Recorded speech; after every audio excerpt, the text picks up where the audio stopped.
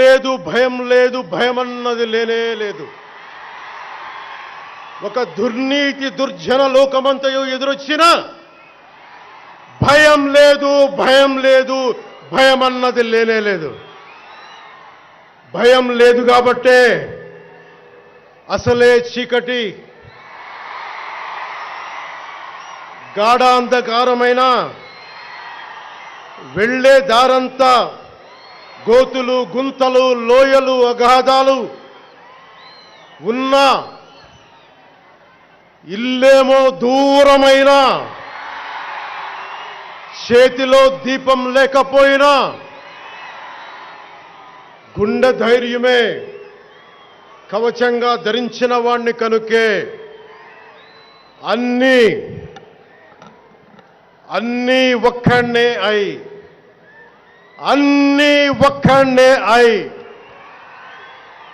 2014లో జనసేన పార్టీని స్థాపించాం. భావ తీవ్రత ఉంది గనుకే 2018లో పోరాట యాత్ర చేశాం. ఓటమి భయం లేదు కాబట్టే 2019లో పోటీ చేశాం. ఓడినా అడుగు ముందుకే వేశాం. మనం నిలబడ్డాం, పార్టీని నిలబెట్టాం. మనం నిలదొక్కుకున్నాం. మనం నిలదొక్కుకోవటమే కాకుండా 4 దశాబ్దాల టీడీపీ పార్టీని కూడా నిలబెట్టాం.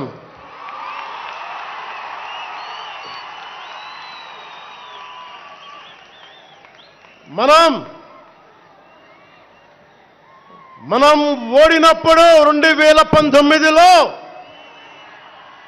మీసాలు మెలేశారు, జబ్బలు చరిచారు, తొడలు కొట్టారు, మన ఆడపడుచుల్ని అవమానించారు, ప్రజల్ని నిరంతరం హింసించారు. ఇదే న్యాయం అని మన నాయకులు, మన జన సైనికులు, మన వీర మహిళలు అందరూ అడిగితే, గొంతెత్తితే వారిపైన కేసులు పెట్టారు, జైళ్లలో పెట్టారు, నిర్బంధంలో తోశారు. 4 దశాబ్దాల సుదీర్ఘ రాజకీయ అనుభవం ఉన్న నాయకుణ్ణి అక్రమ కేసుల్లో బంధించారు. వారి తెలుగుదేశం పార్టీ కార్యకర్తల్ని, సీనియర్ నాయకుల్ని రోడ్డు మీదకి రావాలంటే భయపడేలా చేశారు. ఇక్కడ అలాంటి వాణ్ణి తిట్టని తిట్టు లేదు, పాల్ చేయని అవమానం లేదు, చేయని కుట్ర లేదు, వేయని కుతంత్రం లేదు. ఈ ఎన్నికల్లో అసెంబ్లీ గేటును కూడా తాకలేవు అని మనల్ని ఛాలెంజ్ చేసి సరిచిన ఆ తొడల్ని బద్దలు కొట్టాం. ఏం చేశాం? బద్దలు కొట్టాం. బద్దలు కొట్టి ఆంధ్రప్రదేశ్ అసెంబ్లీలో 21 మంది ఎమ్మెల్యేలతోటి, పార్లమెంటులో 2 ఎంపీలతోటి అడుగుపెట్టాం.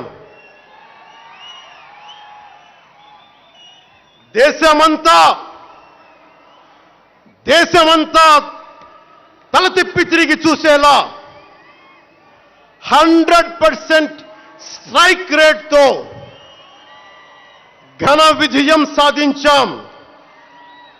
ఎన్డీఏ కూటమి ప్రభుత్వాన్ని నిలబెట్టాం. ఈరోజు జయకేతనం ఎగరేస్తున్నాం. జై జనసేన! జై జనసేన! జై జై జనసేన!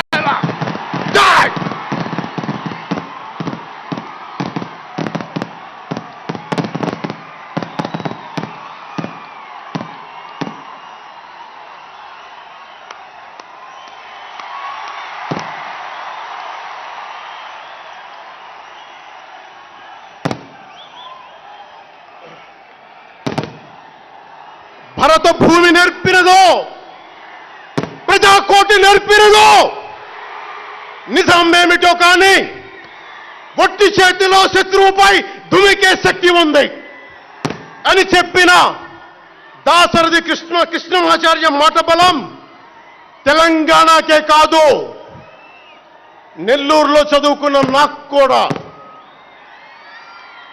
అందుకేనేమో అలా మన జనసేన జన్మస్థలం తెలంగాణ అయ్యింది, కర్మస్థలం ఆంధ్ర అయ్యింది. రుద్ర వీణ వాయిస్తా, అగ్ని ధారలు కురిపిస్తా, తిరుగుబాటు జెండా పట్టిస్తా, దుష్ట పాలన నుండి విముక్తి కలిగిస్తా అన్న కృష్ణమాచార్య మాటలు మాకే కాదు, మబ్బుల్లో పరిగెత్తే పిడుగులు, వేట కోసం బయటకొచ్చిన కొదమ సింహాలు వారికి కూడా ఊతమిచ్చినాయి.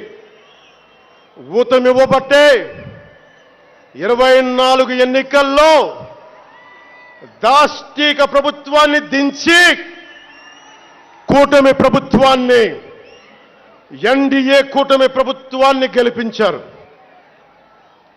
అందుకని మీ అందరికీ గుండెల్లోతుల్లో నుంచి ధన్యవాదాలు. చిన్నప్పుడు ఇలస్ట్రేటెడ్ వీక్లీలు, ఫ్రంట్ లైన్ మ్యాగజైన్లు, న్యూస్ పేపర్లు, సోవియట్ భూమి పత్రికలు, చరిత్ర, సంస్కృతి పుస్తకాలు, సాహిత్యం, ఫిలాసఫీ, ఫారిన్ అఫైర్స్ ఇవేమి చదవటం ఆపలా. ఇప్పటిదాకా అవన్నీ సామాజిక, చారిత్రక, రాజకీయ అంశాల మీద అవగాహన లేకుండా ఎందుకు పార్టీ పెడతాం? దేశ విభజన, కలోనియల్ చరిత్ర, తిరుగుబాట్లు, చిట్టా గ్యాంగ్, విప్లవ వీరులు, తాకట్టులో భారతదేశం, యాడమ్ స్మిత్లు, మాల్థూసియన్ థీరీలు చదవకుండా, అర్థం చేసుకోకుండా పార్టీ పెట్టేస్తామా? అంటే ఇవన్నీ ఇంత అవగాహన, ఇంత సామాజిక పరిజ్ఞానం సినిమాలు చేసుకునే వాడికి ఎలా ఉంటుంది అవగాహన అని? అదే కదా. అంటే దానికోసం ఎలా పుట్టాలండి? ప్రత్యేకంగా తెల్లగడ్డం వేసుకొని పుట్టాలా అండి? ఆకాశంలోకి చూస్తా తెల్లగడ్డం వేసుకొని సామాన్యుడికి అర్థం కాని లిటరీ టర్మ్స్ తోటి మాటల్ని మాట్లాడాలా? పోనీ పార్టీ పెట్టాలి అంటే నాన్న ముఖ్యమంత్రి అయి ఉండాలా? మావయ్య కేంద్ర మంత్రి అయి ఉండాలా? బాబాయిని చంపించి ఉండాలా అని ఎక్కడ రాసిలేదు కదా. అంటే దశాబ్దం పాటు ఒంటరిగా పార్టీని మొయ్యాలి అంటే ఎన్ని తిట్లు, ఎన్ని అవమానాలు భరించాలి, ఎంత నలిగుండాలి, ఎంత జ్వలించుకుపోవాలి, ఎన్ని పోగొట్టుకోవాలి. వ్యక్తిగత జీవితం నుంచి నా ఆరోగ్యం దాకా అన్నీ పోగొట్టుకుంటానే వచ్చాను. దానికి ఈ జయకేతనం నాకు ఆనందాన్ని ఇచ్చింది. ఎందుకు చెప్తున్నానంటే ఆరోగ్యం గురించి. నేను మార్షల్ ఆర్ట్స్ చేసేటప్పుడు 3 గ్రనైట్ రాళ్ళు గుండెల మీద పెట్టుకొని పగలగొట్టించుకునేవాడిని. 9 ఏళ్ల పిల్లలు, 8 ఏళ్ల పిల్లలు ముగ్గురిని ఒకళ్ళని ఇలా పట్టుకుని ఇంకొకటి భుజాల మీద కెక్కించుకొని గుడుంబ శంకర్లో మోసుకొచ్చినంత బలం ఉంది. చూడటానికి బక్కగానే ఉంటా, కానీ బలం అపారంగా ఉండేది. అలాంటి నేను ఈ రోజున నాకు రెండో కొడుకు నేను ఎత్తుకోలేను. పెద్ద కొడుకుని ఎలాగ ఎత్తుకోలేను అనుకోండి, అది వేరే విషయం. నా రెండో కొడుకుని చిన్నోడు 6-7 సంవత్సరాలు, వాడిని ఎత్తుకోలేను నేను. అంత బలహీన పడిపోయాను. కానీ బలం తెచ్చుకుంటాం మీ అందరి ఆశీస్సులతోటి, బద్దలు కొడతాం మళ్ళీ. అంటే రాజకీయాల్లో ఉండాలంటే 2 పిచ్చి పవర్ హంగ్రీ ఉండాలి, లేదా బలమైన సైద్ధాంతిక బలమన్నా ఉండాలి. వ్యక్తిగా ఎదగాలి, పదవే ముఖ్యం, అధికారమే ముఖ్యం. దానికోసం గుండాల్ని వాడుకుంటాం, మర్డర్లు చేయిస్తాం, వేల కోట్లు దోచేస్తాం, కులాలని కెలికేస్తాం, రకరకాల విద్వేషాలు రెచ్చగొడతాం, తద్వారా లాభపడతాం అన్నది ఇంకో పద్ధతి. నేను అది కోడికత్తిని వాడుకుంటాం, నేను అలాంటివి ఎంచుకోలే. సైద్ధాంతిక రాజకీయాన్ని ఎంచుకున్నాను. నాకు ఊహ తెలిసినప్పటి నుంచి అలాగే బతికాను. అందుకే నేను సమాజం, సమతుల్యత, భావితరాల భవిష్యత్తు, దేశం అంతరంగిక భద్రత, దేశ భద్రత, శత్రు దేశాల దాడులు ఆలోచించి దశాబ్దంన్నర నలిగి గుండె రగిలి అందరిలోనూ చైతన్యం రగిలించి ఈ రోజున జనసేన జయకేతనం ఎగరవేస్తున్నాం. ఇది జనసేన పద్ధతి. Registered party to recognised party. It took us a decade plus.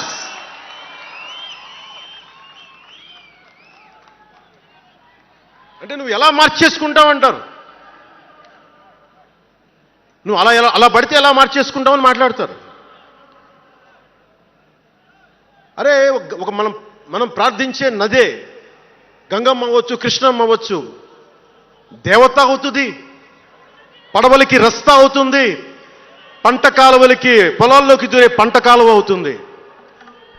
మార్పు అనేక రకాలుగా ఉంటుంది. ఇక్కడ నువ్వు గంగని నదిగా చేశావు, ఇక్కడ నువ్వు స్నానం చేయకూడదంటే కుదరదు. చాలా విభిన్నంగా చూడాలి. నేను మార్పు కోసం వచ్చిన వాడిని, ఓట్ల కోసం వచ్చిన వాడిని కాదు. నేను ఎలాంటి కాలంలో పెరిగానంటే భావోద్వేగాలు లేకుండా, జీవిత బరువులు మోయకుండా, కించిత్తు భావుకత లేకుండా, బాధ్యతగా నడవకుండా ఉంటే ఇంత దూరం రాగలమా? జీవితంలో నిన్న కాగితాళంగా ఎలా జరిగిపోతాయి? అంత ఫ్లూక్ అండి అంటే 21 సీట్లతో 100% వచ్చేస్తామా? 151 సీట్లు ఉన్న ఆ పార్టీని 11 సీట్లకి రానివ్వగలమా? ఎంత పోరాటం చేశాం మనం, ఎంత నలిగాం. వైజాగ్లో మన ఎమ్మెల్యేలు ఎంతమందిని జైల్లో పెట్టారు, ఎంత భయభ్రాంతులను చేశారు. బయటికి వస్తే ఆ రోజున అందరూ అడిగారు, మీరు వెంటనే ప్రధానమంత్రి గారికి చెప్పండి, ఫోన్ చేయండి, మీకు తెలుసు కదా అంటే నేను ఒకటే అన్నా, ప్రజల్ని కాపాడటానికి వచ్చాను నేను, నన్ను కాపాడమని ఎవరిని నేను అడగను, ప్రధానమంత్రి గారైనా సరే.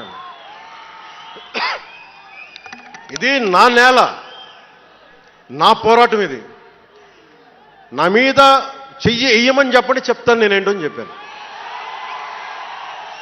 అంటే నేను ఎవరో వస్తారని నేను ఎప్పుడు చేయను. నేను ఎంత నిలబడగలను అదే నా మెజర్ అంతే. నేను ఎలాంటి జీవితం నుంచి వచ్చానంటే, నాకు చుట్టుపక్కల పేరెంట్స్ కమ్యూనిస్టులు, పిల్లలేమో క్యాపిటలిస్టులు. అలాంటి లెఫ్ట్ భావాలతో ఉన్న నాయకుల్ని, వారి పిల్లల్ని నేను నెల్లూరులో చూసేవాడిని. మార్పు అనేది అవసరం. నాన్న కమ్యూనిస్ట్ కదా అని కొడుకు క్యాపిటలిస్ట్ అవ్వకూడదనే రూల్ లేదు, ఇలాగే ఉండాలని ఏం లేదు. అంటే సహజం, అంటే మార్పు చాలా సహజం. ఎదగడానికైనా దిగజారడానికైనా సరే వారి ప్రవర్తనని, వారి ఆలోచన విధానాన్ని బట్టి ఉంటుంది. కులాలను కలిపే ఆలోచన విధానం, భాషలని గౌరవించే సాంప్రదాయం, సంస్కృతుల్ని కాపాడే సమాజం, ప్రాంతీయతను విస్మరించిన జాతీయవాదం, మతాల ప్రస్తావన లేని రాజకీయం, అవినీతిపైన రాజీ లేని పోరాటం, పర్యావరణాన్ని పరిరక్షించే అభివృద్ధి ప్రస్థానం, ఇవన్నీ పెట్టినప్పుడు నవ్వారు అందరూ. అలాంటిది నన్ను ఈ రోజున పర్యావరణ మంత్రిగా తీసుకొచ్చింది ఈ సిద్ధాంతాలే. సిద్ధాంతాన్ని ప్రతిపాదించినప్పుడు చాలా పరిశోధించాలి, చరిత్ర చదవాలి, అవగాహన చేసుకోవాలి, జటిలమైన సందేహాలు వాటికి వివరణ ఇవ్వాలి. ఇవన్నీ కూడా ఉండబట్టే ఈ రోజున ఇంత బలంగా నిలబడగలిగాను. నేను ఇంత ఆలోచించి అడుగు ముందుకేస్తాను తప్ప అనాలోచితంగా ఎప్పుడు నేను అడిగాను. ఈ 10 ఏళ్లలో నిలబడ్డాం, బలపడ్డాం, చాలా పడ్డాం కూడా. సమాజ తీరుతెన్నులు ఎలా ఉంటాయి అని ఆలోచించేటప్పుడు నన్ను బూతులు తిట్టినా, ఆ తిట్టిన వాటిని ప్రసార మాధ్యమాల్లో ప్రసరింపజేసి డిబేట్లు పెట్టి వీళ్ళకి నా జీవితం తప్ప ఇంకేమి లేవా, కనిపించవా అనుకునేవాడిని. అంటే మీరు చెప్పండి, ఒకళ్ళ ఇంట్లో ఆస్తి తగాదాలు, అక్క అన్నా చెల్లెల మధ్య ఆస్తి గొడవలు రాష్ట్రానికి సంబంధం ఏముంది అది? అసలు ప్రజలు ఆలోచించాల్సింది ముందస్తుగా అసలు ఎన్నికల్లో చేయడానికి డబ్బులు లేని వాళ్ళ దగ్గర ఇన్ని వేల కోట్లు ఎలా వచ్చినాయి? నేను డిగ్రీలు చదివి పిహెచ్డీలు చదివి నాకు ఉపాధి రాకపోతే వీళ్ళు కేవలం రాజకీయాల్లోకి వచ్చి వేల కోట్లు ఎలా సంపాదిస్తారు? దానికోసం వాళ్ళిద్దరు కొట్టుకుంటుంటే అది మనకి ఎలా సమస్య అవుతుంది? ఇది మీరు ఆలోచించాల్సింది. అంతేగాని కూర్చోబెట్టి సినిమా సినిమా సినిమా అంటే మొక్కే కాదంట్లా. మీకు కోపం రావాలి కదా, అన్యాయం జరిగితే. కోపం లేని సమాజంలో మార్పు ఎలా వస్తుంది? ఒక్కడికి కోపం వచ్చింది చిన్నప్పుడు, పవన్ కళ్యాణ్కి. ఒక్కడి కోపం వస్తే ఇంత మార్పు వచ్చింది. ఇన్ని లక్షల మంది కోపం వస్తే ఏం జరుగుతుంది మీరు ఊహించగలరా? ఆ కోపమే రావాలి అన్యాయం మీద.